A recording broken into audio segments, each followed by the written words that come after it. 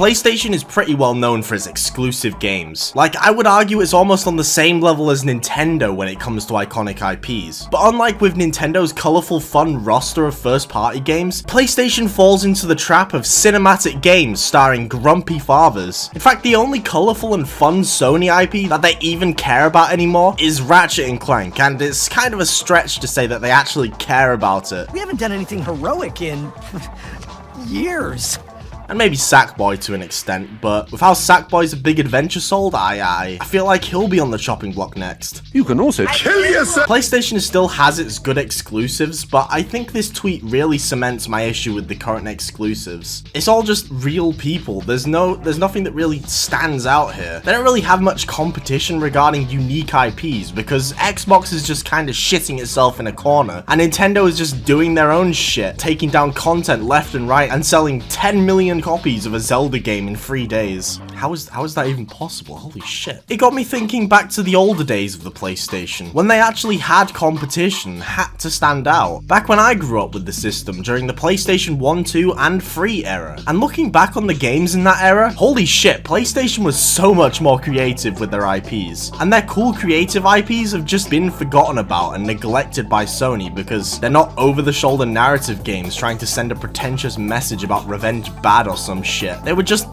fun, unique experiences. PlayStation still does have Ratchet and Clank though, like I said, which is a far more colourful, vibrant, cartoony game compared to the other super serious exclusives in Sony's roster. And Rift Apart is coming to PC soon. Thanks, Sony. But back in the day, Ratchet and Clank used to be accompanied by 2 other games. The first one was Jak and Daxter, a 3D platformer collectathon. In fact, I don't even think we would have Ratchet and Clank if it wasn't for this, because back then, Naughty Dog and Insomniac Games were good buds, and they would help each other out with development where need be. Yeah, did I mention Jak and Daxter was made by Naughty Dog? You know, the people who made Uncharted and The Last of Us? Jak and Daxter was pretty revolutionary for its time, mainly because there were no loading screens whatsoever. It was all just one seamless world, which is a pretty normal thing now, but this was the PS2 era. This was in 2001. Their last game looked like this, for fuck's sake. This jump in tech was insane. Jak and Daxter was just a fun game overall. It wasn't deep or anything, but it had a really interesting world to explore, along with amazing characters and incredibly smooth controls and animations to accompany them.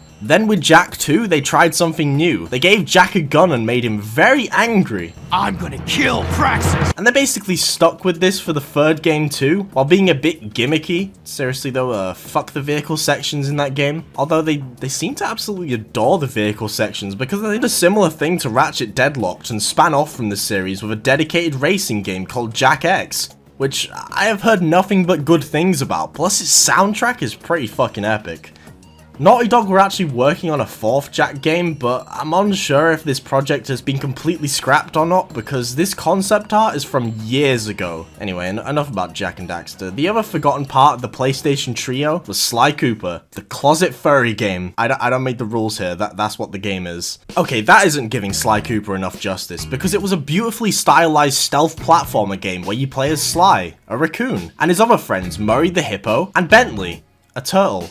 In a wheelchair. As Sly, you slink around pickpocketing fellas and schwacking them with your cane. In the future games, you got to play as the other characters too, but none of them were anywhere near as fun as playing as Sly. Luckily though, the chemistry and dialogue between these fellas is great. I mean, even the stories on each of the games are pretty interesting, with engaging motives for why Sly and the others are being little delinquents around the furry world. Even the 4th game had a cool plot, despite its pretty stupid plot twists. The whole time you're stalked by Carmelita Fox.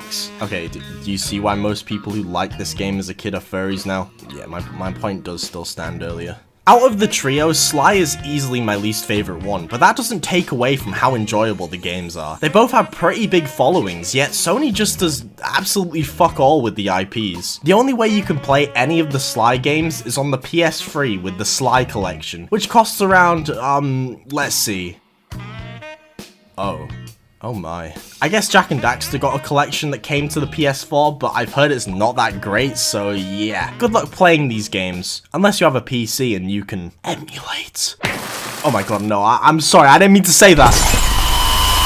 The PS Plus streaming shit doesn't count because I live in the UK and I'm still using dial-up internet. After the PS2 era, the creators of Sly, Jak, and even Ratchet and Clank all tried new things in that era, making more IPs that were just completely neglected. Well, apart from Naughty Dog's Uncharted and The Last of Us, which was the start of the downfall of PlayStation exclusive games. The creators of Sly created a little series called Infamous. Now, I've only played Infamous Second Son, but holy shit, if the other games are anything like this, it's a criminally underrated series. You play in a sandbox open world as a fellow with superpowers, and those superpowers were linked to a karma system. I know karma systems nowadays are just kind of fucking stupid and made fun of a lot of the time, but your karma would be impacted by actual gameplay and the shit you do. If you killed random ass civilians in the open world, like, let's be real, most people do in open world games like this, your karma would lower, and the lower it got, the more fucked up the main character would become, and his powers would be colored red, rather than the blue good karma power. Yeah, it's pretty generic looking back on it, but it's still cool. There were choices you could make in the story that would heavily impact which path you go down,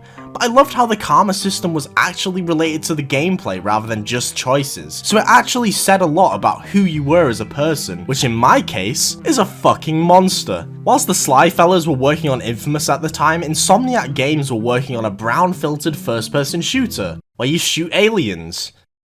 It was called Resistance.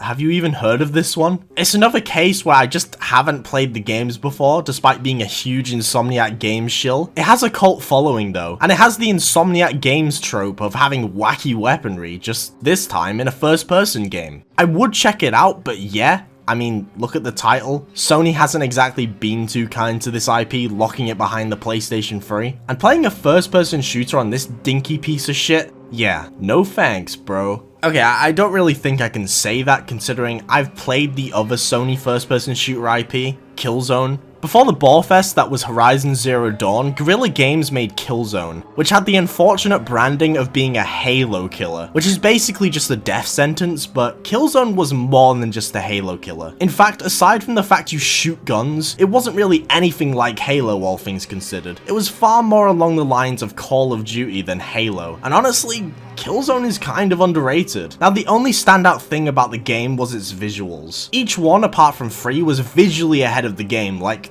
hell, Killzone 2 still looks really good to this day. I have no idea why they had to show a fake trailer for it when the gameplay itself looked far better. I wouldn't recommend playing Killzone though, only because it suffers from the exact same issue as Resistance. You have to play it on this dinky ass controller with a nausea-inducing FOV. I genuinely have no idea how any developer thought this FOV was acceptable at any point. I think with these two games, Sony should put the original games on PC as some sort of collection. Give them another chance to shine. Plus, they're first-person shooter games. I can imagine they would be a dream to play with a good old mouse and keyboard, and a fucking FOV slider. That shit should be a standard for any first-person shooter game. I don't care what time the game came out in. Well, there's a few of the forgotten PlayStation IPs that I look back on quite fondly, and wish they had another chance to shine. PlayStation IPs that most likely will never ever see the light of day again. Unless, of course, Sony does an absolute big brain move and ports all of them to Steam. Does it even cost anything to do? It's literally free money, fellas. People have been wanting these games on PC for years. It's basically free money at this point. What do you guys think though? Let me know in the comments some of the forgotten PlayStation IPs that you would love to see return. Oh, and Sony? Put Bloodborne on PC. Thanks.